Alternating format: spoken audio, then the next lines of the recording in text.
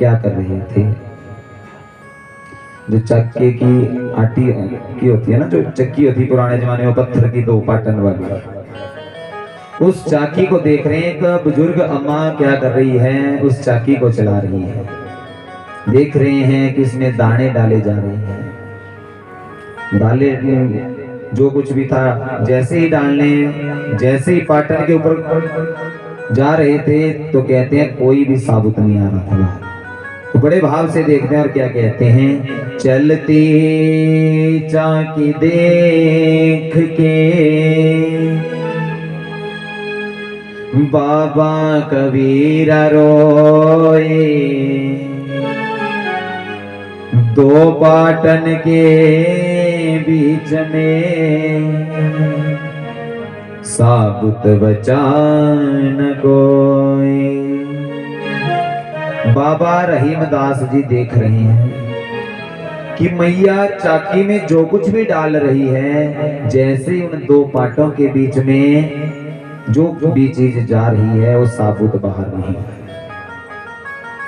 जो कुछ भी डाल रहे, जिसके घर में चक्की है उनको तो पता है, 1 साल या 2 साल या 3 साल के बाद अपनी मंडियाली भाषा में जिसे बोलते हैं रहना, तो उस तरह से उसको दोबारा जो है पुनः जो है उसकी जो पीसने की क्षमता है उसको दोबारा जीवित करते हैं।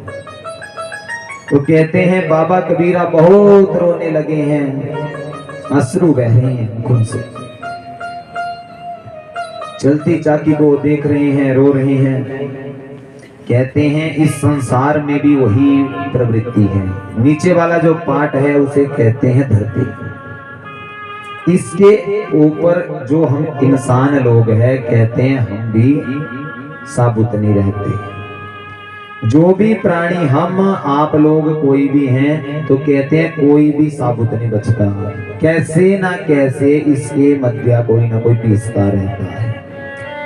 तो ये जो चक्की है उसको देख रहे हैं, बार बार रो रहे हैं, रो रहे हैं, आंखों से आंसू बह रहे हैं। समय बीतता रहा। कहते हैं कोई अपने पापों के कारण इस संसार में पीस रहा है, तो कहते हैं पापियों के साथ जो अच्छा कर्म करने वाले हैं वो भी यहाँ पर पीस रहे हैं। कोई भी साबुत नहीं बच रहा है। कहते हैं बाबा कबीर रोए जा रहे हैं, रोए जा रहे हैं। मैया को लगा कि इस बाबा को कैसे चुप कराऊं, कैसे चुप हो जाइए बाबा, मुझे कुछ ना कुछ तो करना पड़ेगा। उसके यहाँ गई है। उसके यहाँ जो दामाद थे ना, वो परम ज्ञानी थे, ज्ञान को बहुत ज्यादा समझते थे। तो जैसे ही गए हैं पूछने लगी, बोले आप क्यों रो रही हो, रोने का क्या कारण है। तो कहते हैं जो दामाद थे ना, ज्वाई जिसे हम बोलते हैं मंडियाली भाषा में, तो जो दामाद थे उन्होंने क्या किया, अपने पिता को समझाना चाहा। क्योंकि कहते हैं जो पत्नी के पिता हैं वो दोनों के ही पिता हुए। दृष्टिकोण चाहे कोई भी ले लो, वो तो माता पिता ही। बराबर स्वभाव रखना पड़ता है, चाहे लड़की के माता पिता हैं चाहे लड़के के। अब लड़के के माता पिता हैं और लड़की बोले कि मैं इनको नहीं मानूंगी, सुबह 4 बजे मेरे लिए बेड पर चाय लाओ, ऐसा हो सकता है क्या, बोलो। उनकी अवस्था नहीं है आपकी सेवा करने की, बल्कि आपकी अवस्था है कि आप उनकी सेवा करो। और कहते हैं जो लड़की के माता पिता हैं, तो कहते हैं उस जमात जो ज्वाई हैं उनका भी कर्तव्य है कि उनको भी अपने माता पिता के तुल्य समझे। ऐसा नहीं कि अपने माता पिता और दूसरों के माता पिता बोले उनसे तो मैं कुछ नहीं लेता। तो इसलिए बराबर का स्वभाव रखना चाहिए। तो कहते हैं ज्वाई जो थे उन्होंने क्या किया, अपने पिता को समझाना चाहा। बोले पिताजी ऐसा है, बोले इसके अंदर जो दाने डाले जाते हैं ना, साबुत तो कोई कोई ही बचता है। पिसते सब हैं, जो साबुत बचता है वो केवल कौन बचता है, जो प्राणी धर्म के कार्य करता है, जो अच्छे कर्म करता है, वही प्राणी जो है साबुत बचता है। क्योंकि कहते हैं कि मैं कह दूं तुझे पिलाने से पहले बड़ी तलब होती है पीने से पहले। मेरे मासूक की अता है निराली, उठाता है सबको गिराने से पहले। मेरे प्रातः प्रभु तब उठाते हैं जब वो दाना उस चक्की में जाता है और साबुत बाहर निकल कर गिरता है, तो तब जाकर के निकालते हैं। क्योंकि कहते हैं जब तक प्राणी गिरेगा नहीं तब तक उसे पता कैसे लगेगा कि मैं क्या हूं। पता तो तब लगता है जब एक आधी बार वो गिरेगा। सुखदेव स्वामी कहने लगे कि राजन, ब्रजवासियों ने बड़े आनंद से गोवर्धन पर्वत की पूजा की है और मेरे द्वारिकाधीश की बड़ी सुंदर रूप से पूजा की है। जब इंद्र भगवान बारिश कर रहे थे तो गोवर्धन पर्वत को एक अंगुली के ऊपर उठा लिया। जितने भी गोप ग्वाले जो कुछ भी था सारे के सारे भगवान की शरणागति में चले जाते हैं। और कहते हैं जैसे ही शरणागति में गए उन्होंने एक बात कही है कि सर्वान धर्म परित्यज्य मामेकं शरणं व्रजः अहमत्वं सर्वपापेभ्यो विष्णुलोकम सगच्छति। तो भगवान कहते हैं कि सभी धर्मों का त्याग करके मेरी शरणागति में आ जाओ। चाहे ब्राह्मण है, क्षत्रिय है, वैश्य है, चाहे शूद्र है। शरीर में जो रक्त होता है वो सबके शरीर में बराबर होता है। भगवान को मानना, कहते हैं जो इस जन्म में पूजा करेगा। आप अगर ये सोचें कि हम इस जन्म में ब्राह्मण के कुल में जन्मे हैं तो हम पता नहीं कितने अधिष्ठाता बन गए, तो ऐसा नहीं। अगर हम इस जन्म में ब्राह्मण के कुल में जन्मे हैं, अगर अगले जन्म में हमारे कर्म अच्छे नहीं होंगे ना इस जन्म के, तो अगले जन्म में हो सकता है हम क्षत्रिय के घर में भी जन्म ले सकते हैं, वैश्य के घर में भी जन्म ले सकते हैं, शूद्र के घर में भी जन्म ले सकते हैं। या फिर क्या 84 लाख जो योनियां है ना, उसमें सबसे अंतिम योनि है मनुष्य की। 83,99,999 योनियां जो है वो सारी की सारी भोग कर उसके बाद मनुष्य योनि मिलती है। तब तक नहीं मिलती मनुष्य की योनि। पता नहीं कितने ऐसे कर्म हम लोगों ने किए हैं जो इस धरा पर हमारा जन्म हुआ है। उसके बाद हम ऐसी ऐसी जो धर्म की गाथाएं हैं, भागवत की कथाएं हैं, शिव महापुराण की कथाएं हैं, सत्यनारायण भगवान जी की कथा है, यज्ञ तप दान कुछ ना कुछ हम इस संसार में कर ही रहे हैं। क्यों? ताकि हमें मुक्ति मिल सके। किससे? ताकि हमें मोक्ष मिल सके, वैकुंठ धाम मिल सके। प्राणी प्रारब्ध से नहीं छूटता। आज जो प्राणी दुखी होगा कल को वही प्राणी सुखी होगा, याद रखना। क्योंकि कहते हैं जिसने भगवान की सेवा की तन पवित्र सेवा कीजिए, मन पवित्र कर दान। पहले तो तन अच्छा होना चाहिए, शुद्ध होना चाहिए, और उसके बाद जो पूजा करते हैं, हम दान करते हैं, जो कुछ भी करते हैं, तो कहते हैं उसका बहुत ज्यादा फल मिलता है। मन के मैल को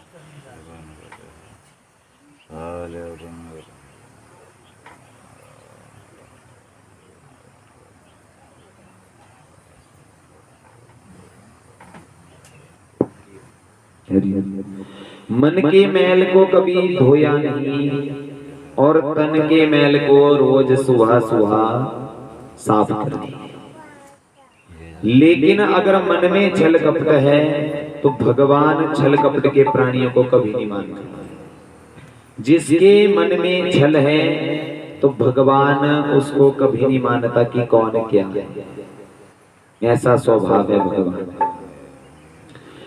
तो कहते हैं हम घर में क्या करते हैं, कई बार हम 10 वर्षों के लिए अन्न धन जुटाना शुरू कर देते हैं कि हमारा बुढ़ापा कैसा होगा, हमारा युवावस्था है वो अच्छी है, बुढ़ापा कैसा होगा। कई बार हम बाल्यावस्था में सोचते हैं आज का समय हमारा अच्छा है लेकिन कल का समय कैसा होगा। इसलिए कहते हैं कि प्राणी को अपने तन को नहीं, पहले मन को धोइए। जो मन में मैल भरा है ना अज्ञानता का, उसको साफ कीजिए पहले। दूसरों को हम ज्ञान दे सकते हैं कि तुम्हारे अंदर ये अज्ञान है, लेकिन उस अज्ञान को पहले अपने शरीर से बाहर निकालो, उसके बाद फिर दूसरे के अंदर भी उस अज्ञानता को नष्ट करो। क्योंकि भागवत कहता है कि प्राणी अज्ञानी है चाहे कैसा भी है, लेकिन भगवान की भक्ति करने वाला होना चाहिए, छल कपट वाला नहीं होना चाहिए। सुबह उठ गए 4 बजे, टीका भी लगा लिया, सब कुछ कर लिया लोगों में दिखाने के लिए, लेकिन नित्य कर्म नहीं किया, पूजा पाठ नहीं की, तो उस तिल लगाने का कोई फायदा नहीं। चाहे आप जितना मर्जी दिखा दो दुनिया वालों को कि हम ऐसे हैं, हमने ये किया है, हमने वो किया है, लेकिन पहले अपने मन के मैल को धो लो, उसके बाद उसे अपने जीवन में उतारो कि मैंने भक्ति कैसे करनी है, कैसे भगवान की पूजा करनी है। उसके बाद कहते हैं अपने जो भी घर में जो सदस्य हैं उनके अंदर भी ठीक भक्ति की भावना पैदा करो, और जितनी भक्ति की भावना पैदा करोगे उतना ही सबके लिए अच्छा रहता है। क्योंकि कहते हैं भागवत भगवान भक्ति को प्रोत्साहित करते हैं। जब भक्ति आ जाएगी तो ज्ञान भी आ जाएगा, ज्ञान आ जाएगा तो वैराग्य की भावना पैदा हो जाएगी।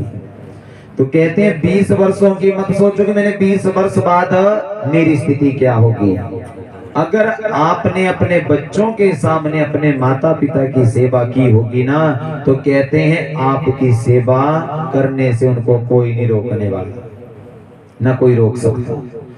क्योंकि जब खुद अच्छा कर्म किया होगा तो भगवान उसके यहाँ अच्छे ही कर्म कराता है। ऐसा नहीं कि बुढ़ापे में माता पिता दुखी और खुद मौज मस्तियां कर रहा है, तो ऐसा नहीं होना चाहिए। प्राणी को चाहिए कि अपने जीवन में वर्तमान में जीकर चले। एक समय की बात है, किसी गुरुकुल में गुरुजी रहते थे। वहां पर रोज प्रतिदिन बच्चे पढ़ने के लिए आते थे। बोलो सुननी है कथा? तो मेरे को ऐसा लग रहा पीछे से हो रहे हैं। तो कहते हैं ये तो लाइट के कारण है, बार बार लाइट जा रही है, ध्यान भटक जा रहा है आपका।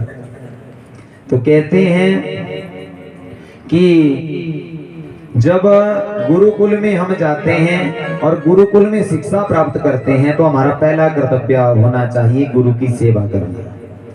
तो प्रतिदिन गुरुकुल में शिष्य पढ़ने के लिए आते थे, और जब पढ़ने के लिए आते थे तो कहते हैं सबसे पहला कार्य क्या हुआ, जब गुरुकुल में गए तो भक्ति करते। अब गुरु ऐसे थे कि कभी अपने हाथ धन इकट्ठा नहीं करते थे, अन्न इकट्ठा नहीं करते थे। जो आज मिला वो आज ही खत्म, जो कल मिला वो कल ही खत्म।